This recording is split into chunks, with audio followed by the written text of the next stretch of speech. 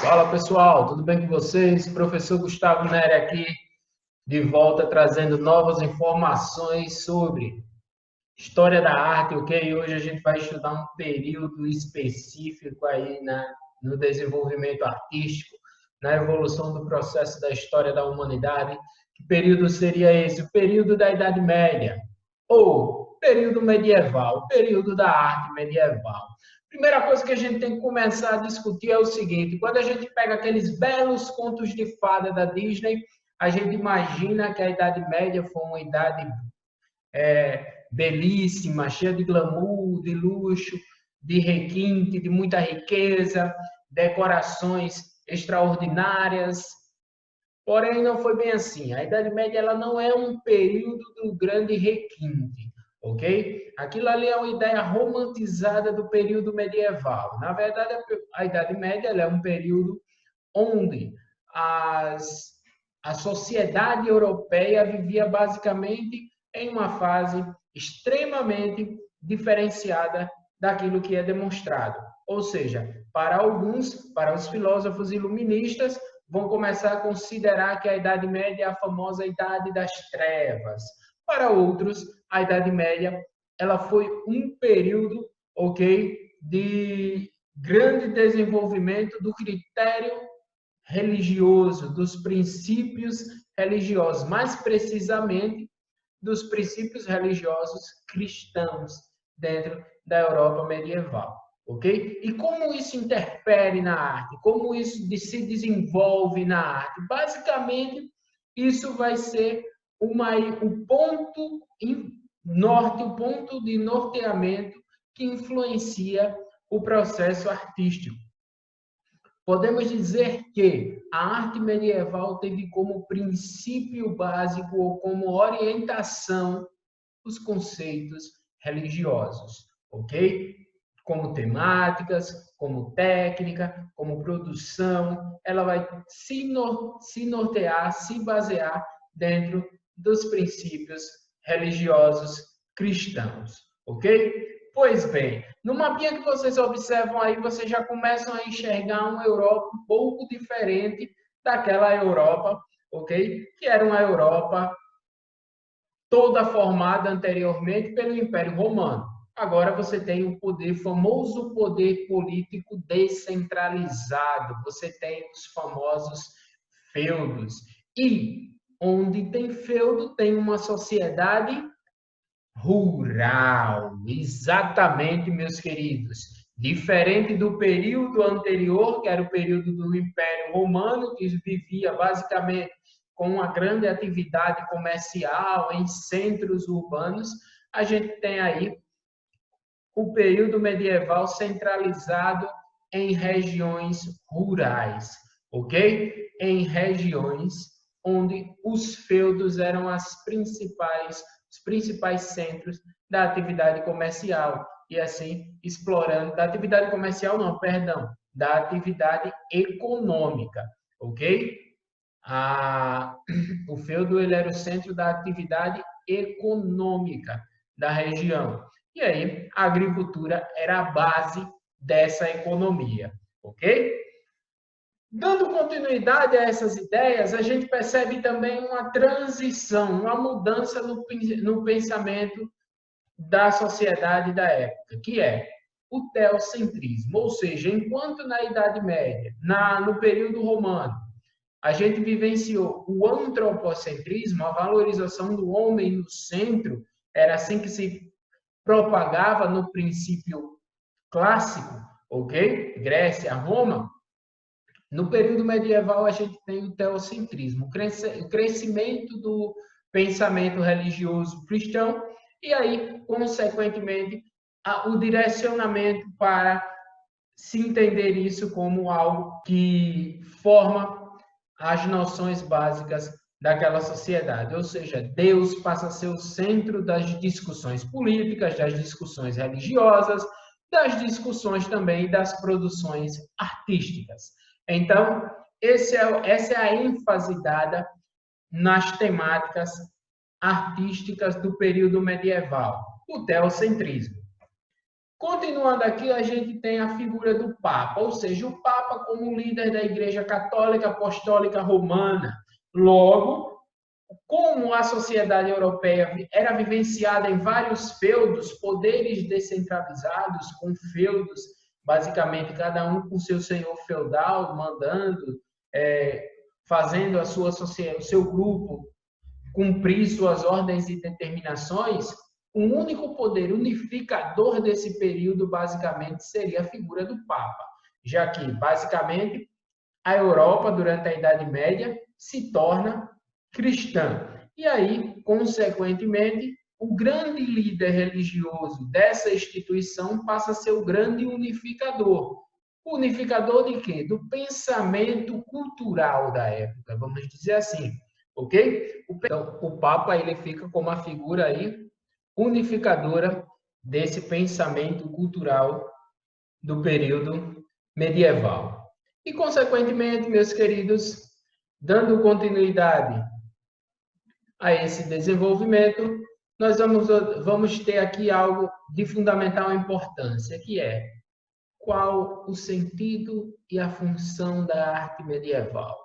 A arte medieval, gente, ela era muito mais introduzida de uma importância tão significativa para a população medieval que às vezes passa despercebido. Por qual motivo? Vejam só, porque foi através da arte medieval que a população pôde ser cristianizada, ou ao menos conhecer os personagens da história cristã no sentido físico, não físico material, mas físico em imagens, ao menos, ok? Já que o que se falava, quais as histórias que eram contadas sobre esses personagens, eles vinham dos manuscritos hebraicos, ele vinha dos manuscritos religiosos, e esses manuscritos eram basicamente produzidos em latim.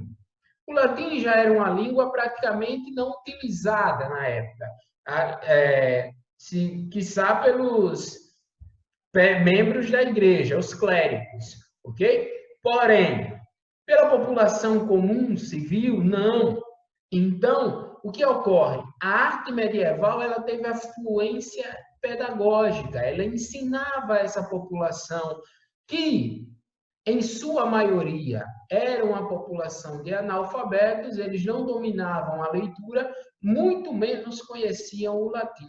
Então, para ter acesso a essas informações de forma mais objetiva, era através das famosas imagens religiosas, ok? Imagens em estátuas, imagens em pinturas que reproduziam cenas religiosas e basicamente mostravam a essa população medieval quem eram as figuras e quem eram os personagens de sua história.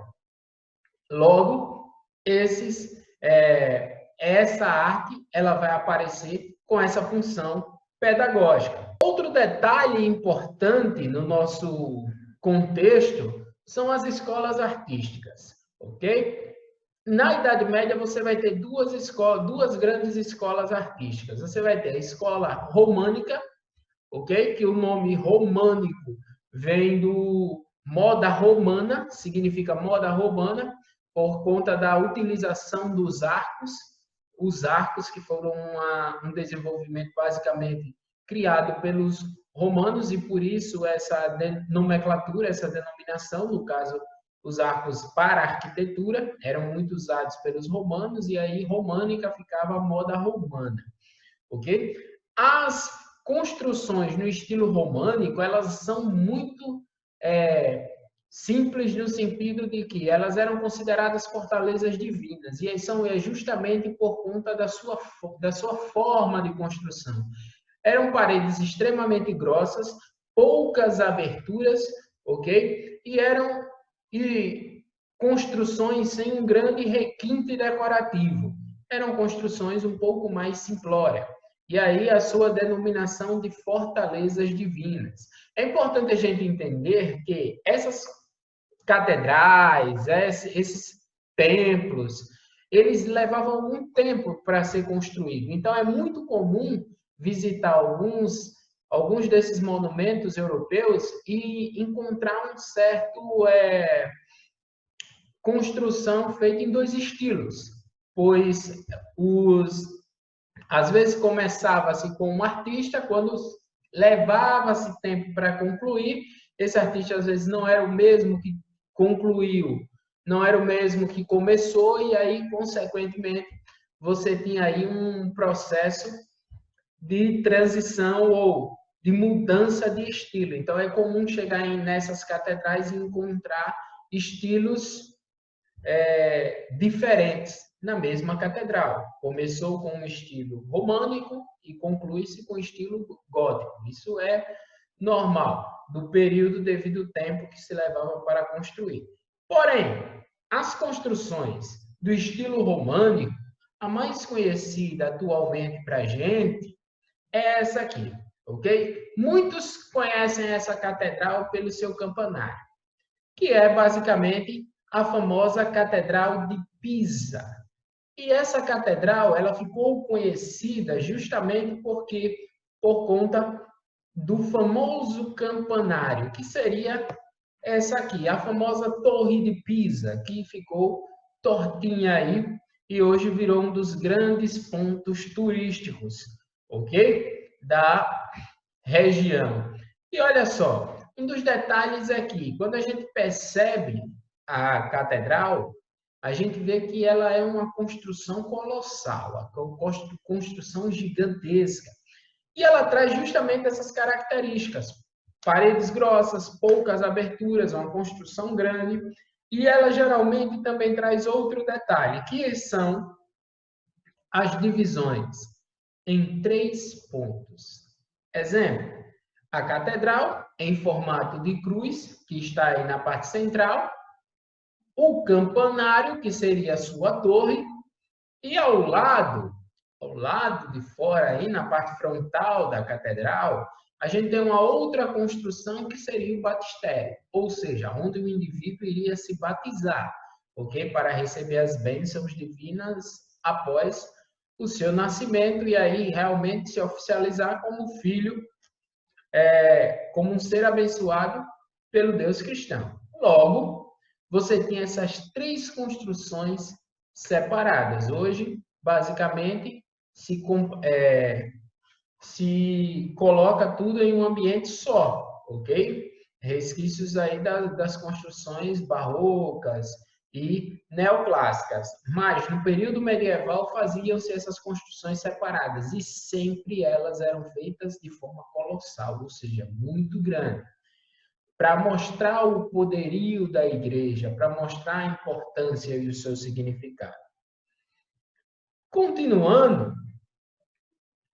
nós vamos ter aqui uma planta baixa de uma dessas catedrais. E uma dessas catedrais mostra basicamente esse formato de crucifixo, ok? Esse formato que revela para a gente esse grau de importância dessas grandes catedrais, ok?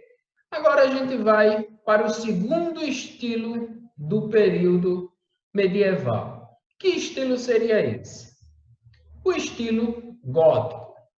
Agora, o estilo gótico, gente, ele traz algumas diferenciações.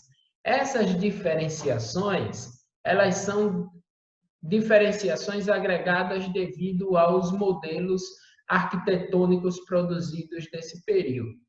Primeiro, a gente percebe que a Catedral Gótica, como a imagem que vocês observam, a famosa Catedral de Notre Dame, ok? Ela tem vários princípios diferenciados. Primeira coisa, os 3 portais, as 3 portas aí principais. Você percebe que ela tem muito mais aberturas do que a Catedral de Pisa, que nós acabamos de observar, devido à formação dos vitrais. O vitral central, chamado de rosácea, ok? E essas catedrais, elas acompanham a transformação e a sua evolução histórica. Um dos primeiros processos de diferenciação da catedral gótica são os seus vitrais. Observem que os vitrais, eles eram uma obra de arte à parte dentro da catedral. Era algo que as pessoas às vezes iam só para admirar os vitrais. Os vitrais, eles davam um efeito luminoso na catedral completamente diferente do que já se tinha visto na época. Os vitrais que tinham formas de rosáceas representavam a Maria, ok? E esses vitrais, eles também traziam pinturas que representavam passagens religiosas, justamente para auxiliar os fiéis a entenderem a história do cristianismo através da imagem.